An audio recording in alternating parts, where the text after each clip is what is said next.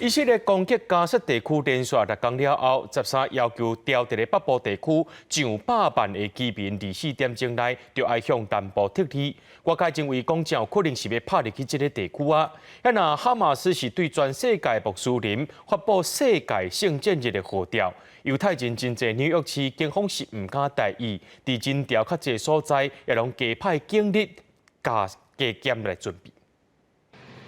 以色列军方13对加沙地区民众下达疏散的命令，要求因在24小时内向南部来撤离，若无效果是爱家己来负责。עזה לא תיראה אותו הדבר.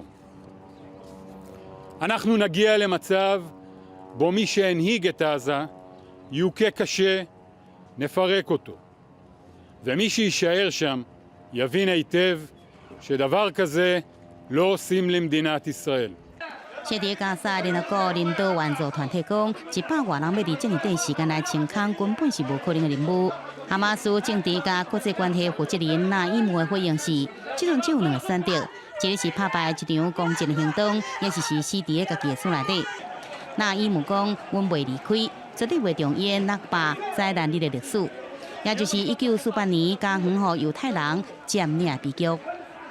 The operation targeted only Israeli military bases and compounds that were suffocating the people of Gaza for more than 17 years.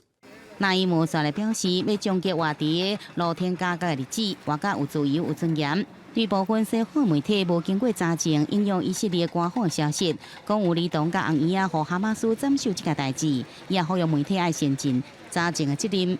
On the Israeli allegations of killing civilians and beheading of babies, which were unethically and unprofessionally adopted by many Western media outlets, this is completely shame that these media outlets follow such lies and Israeli propaganda without making simple efforts to check the reality of these allegations. 美国国务卿布林肯在里造访特拉维夫，并且甲以色列总理纳坦雅胡举行记者会，伊也被问到相关的问题。布林肯讲，纳坦雅胡向伊展示，红衣仔规身躯拢是穿空，士兵遭到斩首，少年人伫车内被娃娃烧死的这相片。So we did see photographs, videos that the Israeli government shared with us.